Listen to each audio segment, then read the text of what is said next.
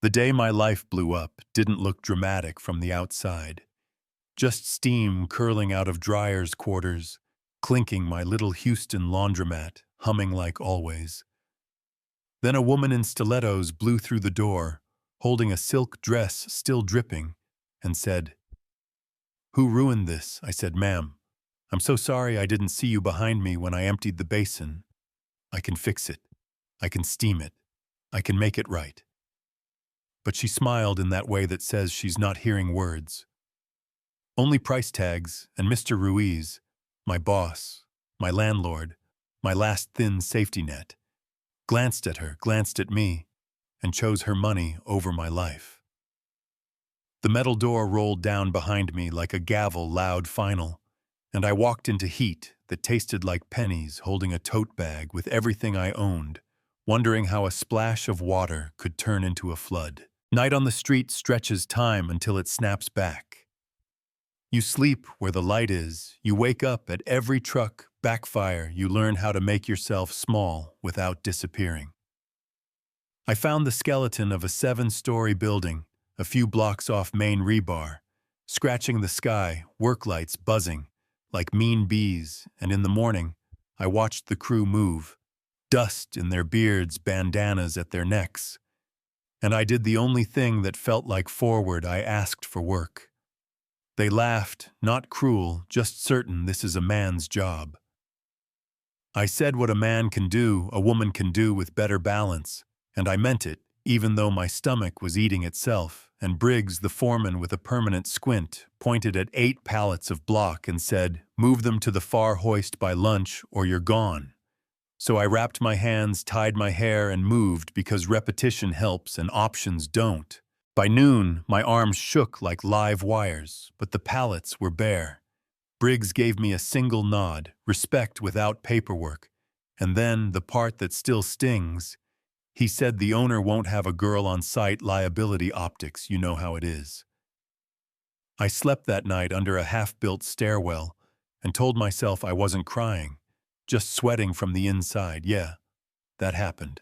The owner, turns out, was Carter Hale.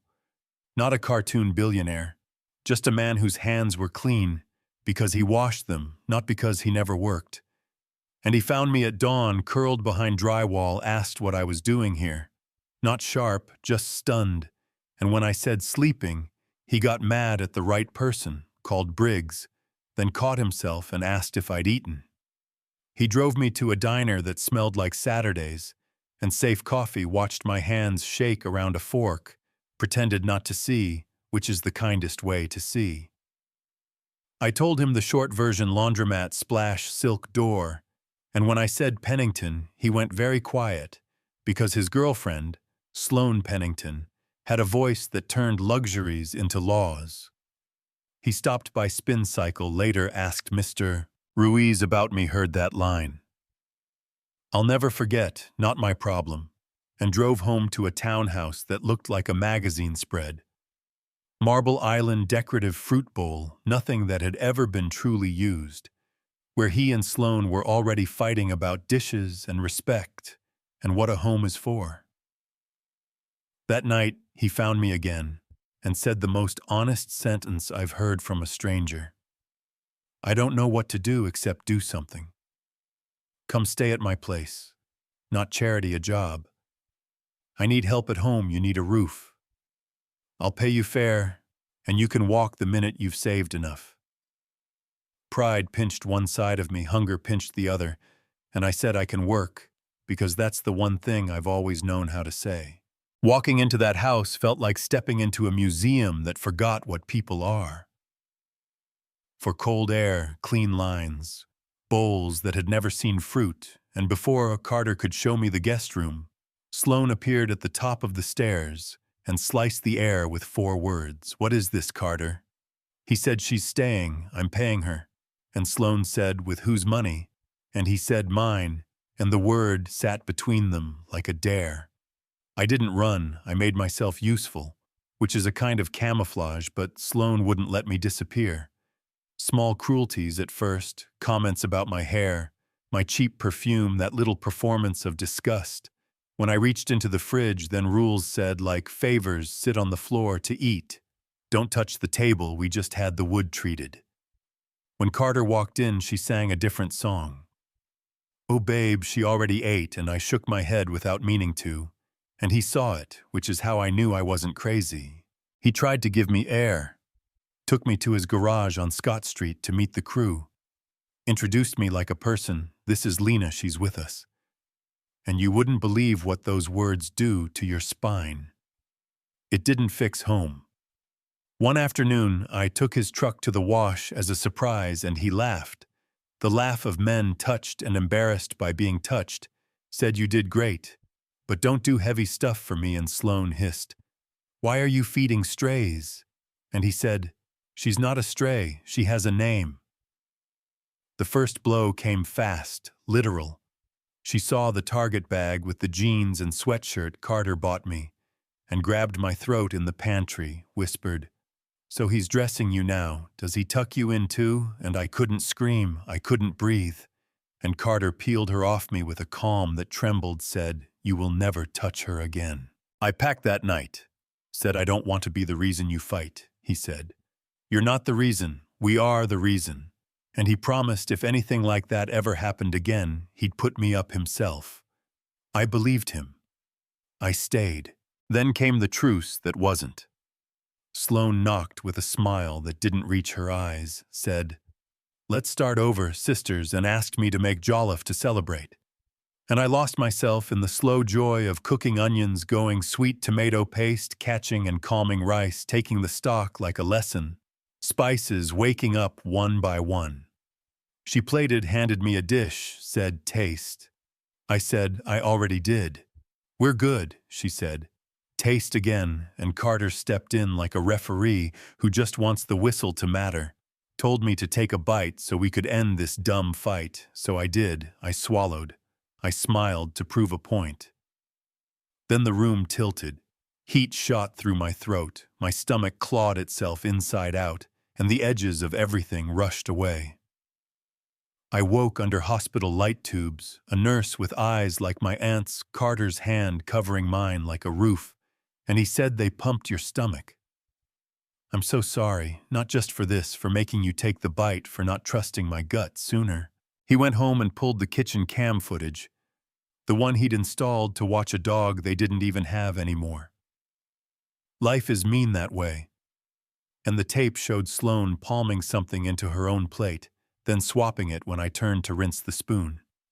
He confronted her without shouting.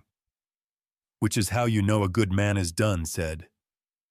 I loved you, and you made that so hard. I don't recognize myself in this house, she said. So you picked the charity case, he said. I picked decency, and he pointed to the door. She dared him to make her go, and he said, if you're here when I get back from the hospital, I call the police and press charges, and she left a curse in the air, like perfume, then she left. I didn't feel victorious. I felt scraped out and filled with something stronger, and couldn't tell yet if it would hold. The house changed anyway. It breathed, it held laughter in the corners. It smelled like food that takes time. And when Carter sat with me in the afternoons, we talked about forward, not rescue.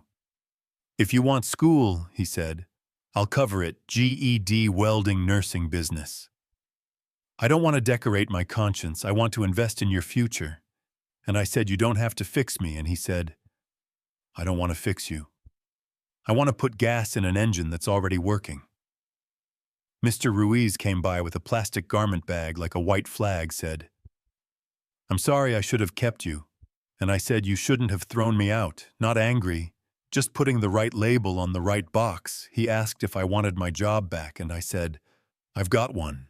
Briggs hired 2 more women on his next site and told the crew why she outworked. Half of you get used to it. And that felt like a small door opening somewhere I used to sleep.